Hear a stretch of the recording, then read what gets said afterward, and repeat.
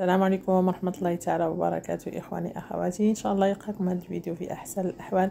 كما كتشوفوا الفيديو غريبيات الكاوكاو كتجي رائعة، درتها بأربع يعني نكهات كتجي رائعة، وكذلك مكونات وأشكال مختلفة. إن شاء الله يعجبكم هذه التشكيلة من يعني عجينة واحدة. بقاو معنا في طريقة التحضير. عندي هنايا كيلو الكاوكاو اللي هنايا حمصته واحد شويه او يعني حمرته واحد شويه ماشي بزاف به بالقشور ديالو. غادي نطحنو، اللي بغى يتخلص من القشور شويه يعني يحيدلو شويه، كذلك اللي عنده بلا قشور يديرو. كلشي راه يعرف هاد الغريبيه نتاع الكاوكاو. انا غادي نطحنها يعني ماشي حتى تولي لي عجين، وانما تجينا يعني تولي بحال الحبيبات نتاع الكسكس كيف شفتوا. ما خصناش نطحنوها بزاف هكا باش تعطينا كذلك تبقى هذوك الحبيبات نتاع الكاوكاو باينين. هنا انا ما غاديش نكتر السكر في كيلو نتاع يعني الكاوكاو. كاين اللي كيدير جوج يعني نتاع سنيده، جوج نتاع السكر سنيده. انا درت تقريبا كاس ونص ما عامرش، وحتى الكاس الاول ما كانش عامر. غادي ندير هنايا ملعقه نتاع القرفه كبيره، اللي يحب القرفه بزاف يدير حتى لزوج ملاعق في كيلو نتاع كاوكاو. كذلك هادي ندير واحد شويه من الملح كيف شفتوا، غير القليل في هذا شويه، وهادي نقص كيف شفتوا القليل فقط، ما نكثروش غير لتصحيح الذوق. كذلك غادي ندير 3 ملاعق من هذا الكونفيتير نتاع مربى نتاع الحلويات،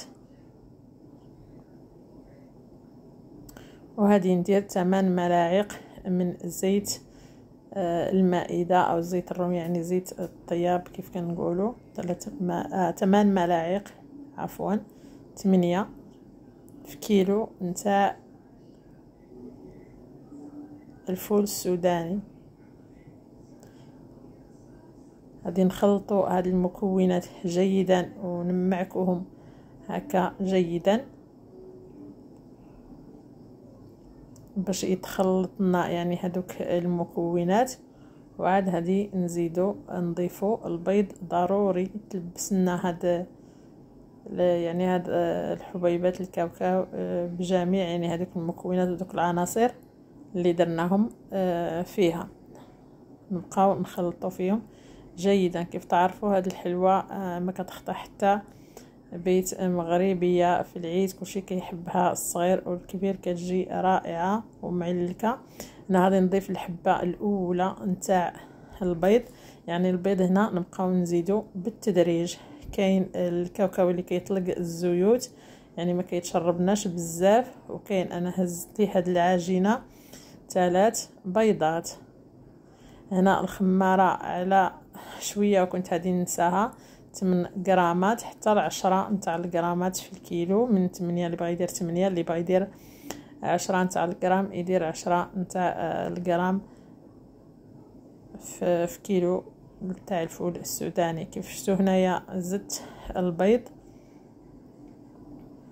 وهذه نبقى نعجن يعني عيني ميزاني، ما خصناش تبقى تلتصق لنا في اليدين، وما خصناش تكون جاريه كذلك، لان الفول السوداني كيتشرب.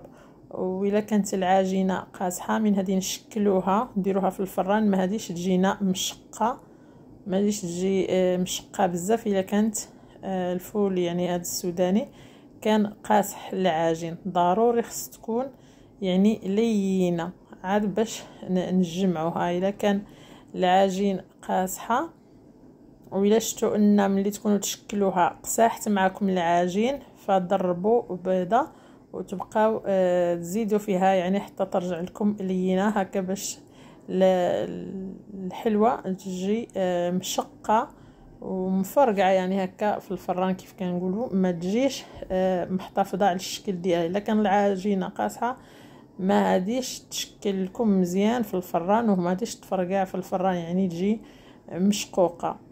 هنايا هادي نقسم هاد العجين على 4 يعني طروفه، اللي بغى يوزنهم انا درت هكا غير عيني ميزاني.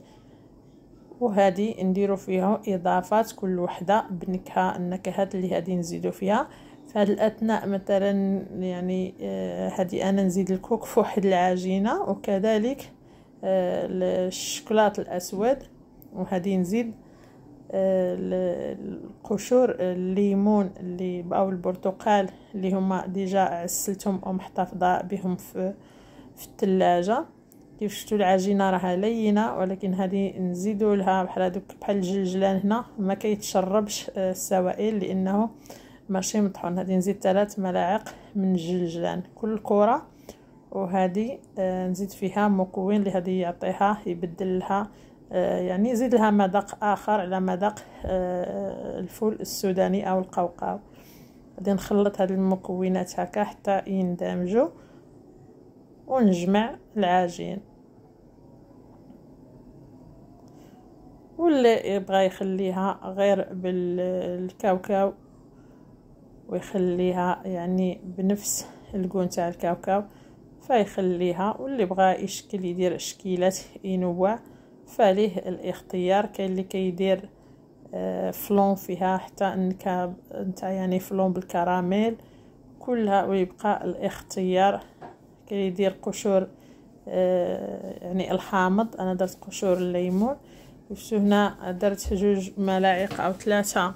يبقى لكم الاختيار نتاع الكوك، ويكون من الاحسن هذاك الكوك الميدم.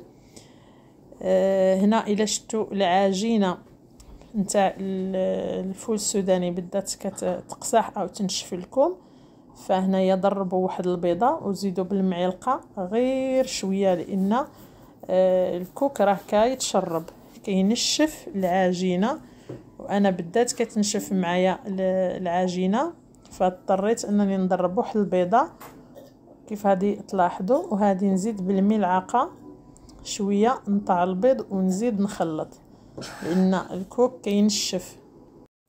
لذلك ضفنا له يعني المزيد واحد 2 أو 3 الملاعق نتاع يعني خليط البيض هكا باش تطرنا العجين. وهذه نحاولوا ان نجمعوا هكا هذا العجين تنجمع لنا، ونزيدوا الكريه الاخرى اللي هذه نضيفوا لها هنايا الكاكاو الاسود، او تبغيو تضيفوا فلون بالكاكاو او فلون بالكراميل، يبقى لكم الاختيار. هنا عاود كذلك الى شفتوا ان العجينه نشفت لكم ضيفوا ليه قليل من البيض حتى تطرى العجين وتنجح معكم هاد الحلوى.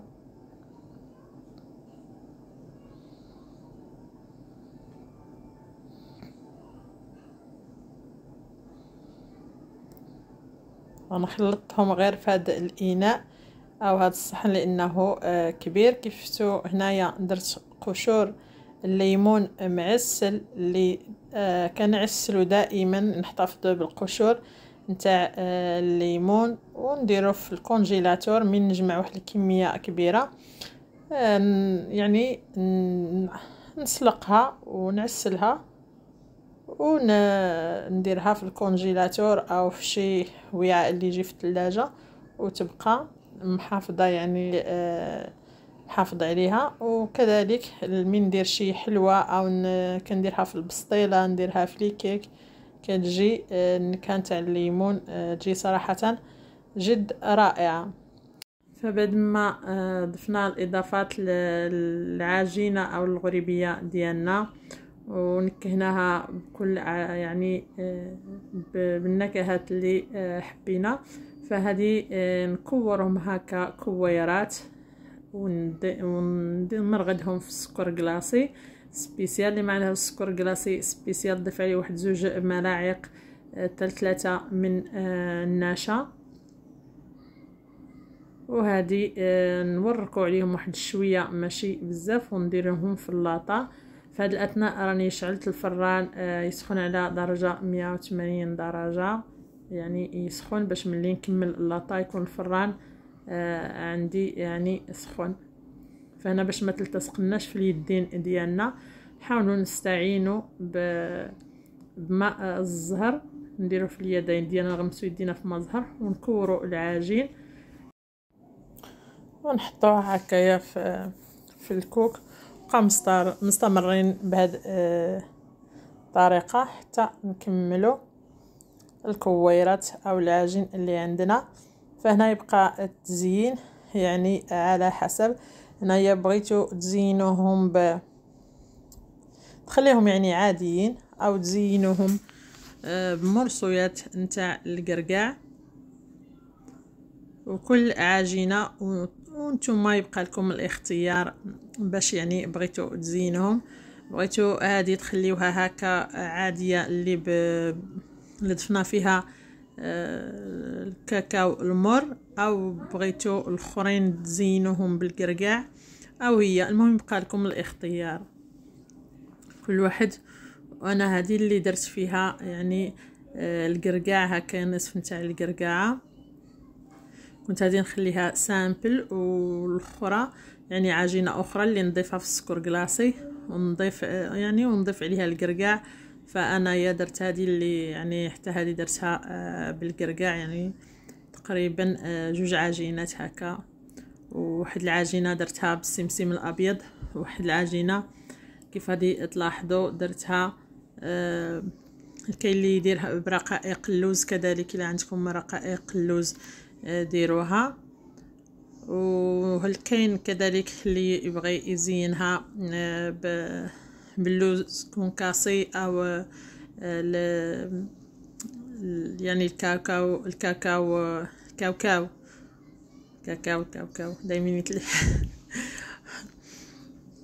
حتى هو هكا. كيف هذه تلاحظوا هذه اللي بالبرتقال درتها في هذا الكاوكاو كونكاسي. ويبقى لكم الاختيار يعني الاشكال اللي بغيتو. انا ما كانش عندي هنا متواجد يعني اللوز اللي هو ايفيلي، هو صراحه كتجي الحلوه به زوينه، يعني الانسان يشكل ويعني يبقى الاختيار كل واحد وكيفاش كيبغي تزيين تاع الحلوه. هنايا هذه نزينها بهاد لي سوريز هادو مجففين معسلين، وعطي واحد الشكل اللي هو رائع. كذلك اللي عندكم هذوك الفواكه المعسله كيكون كذلك حتى بالاخضر، كيكون فيهم الالوان، كيجيو رائعين. كنا زمان يعني نديكوريو الحلويات ديالنا، هذيك الحلويات كنقول لها حلوه البنان، كتكون فيها الوان واشكال، كنا كنقصوها ونديروها فوق من الحلويات. ما كانش الذوب، ما كناش نديروا هاد لي سوغيز صراحه. هنا هذه هي الحلوه ديالنا بعد ما طابت. نتمنى ان شاء الله تعجبكم. ما تنساوناش بلي لايك، واللي ما مشاركش في القناه ديالنا يشترك فضلا وليس امرا. دمتم في رعايه الله وحفظه، الى فيديو اخر ان شاء الله.